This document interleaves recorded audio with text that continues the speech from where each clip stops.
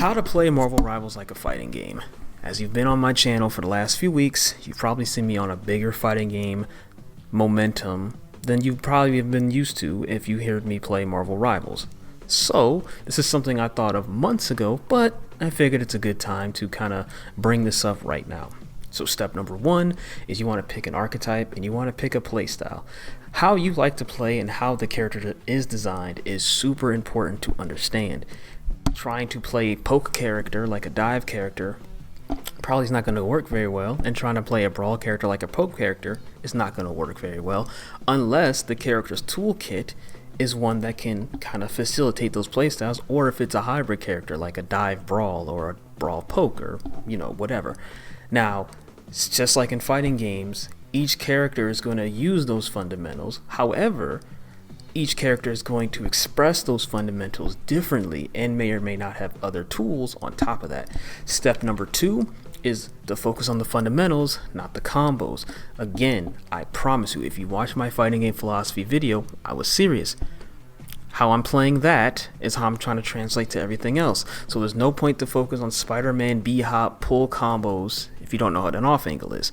There's no point to work on Daredevil grapple confirms if you don't know what timing is. There's no reason to work on Magic's one-touch combo, Wolverine's Feral Leap cancel, Black Panther's Ghost Dash, any other advanced tech I can think of for any character in the game if you don't master the fundamentals and you don't even know what they are.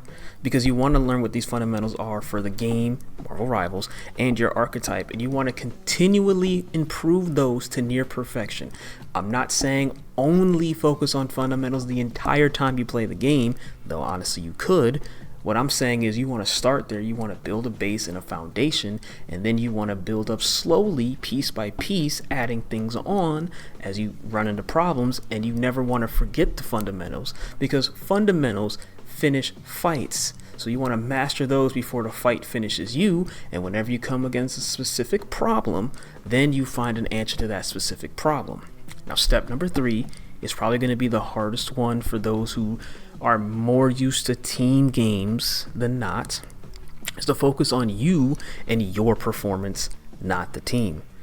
So you don't want to worry about the team trash talking you or trash talking their player. You don't want to worry about the characters that your team is picking to a certain extent. You don't want to focus on what the other team is doing to a certain extent. You don't want to sit there and hyper criticize your teammates' mistakes, or you don't want to shit talk the other team about what they're doing or not doing. You really want to focus on what you can control, what you can provide, and what you can influence, which is your own gameplay, right? You can watch your replays, you can go back, you can ask people questions, you can go research, you can go take notes, you can do a whole bunch of things. And I know it sounds way more difficult than it is, because trust me, I struggle with this sometimes as well. But I would say muting the chat, highly important. Mute the voice chat, mute the team chat. Also, make sure you either play this game by yourself in a way that works for you, whether that's with music, without music. You can play talking to friends, you can play with friends, whatever.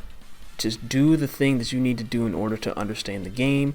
And honestly, that's all I got. That's the three crucial steps to start treating Marvel Rivals like a fighting game if you do play fighting games. And you can also use this strategy for any game. You can use it for fighting games, you could use it for sports games, action games, you could use it for first person shooters, but I'll probably make guides specifically for those if you all want to see that. Let me know in the comment section below. But with that being said, I already took up a lot of your time. I appreciate you guys watching. This is Alex Lovehall, the Fighting Gamer, and one last time, Marvel is bigger than just Marvel Rivals, and honestly, I will catch you all in the next round. Never forget, turn your pain into power, and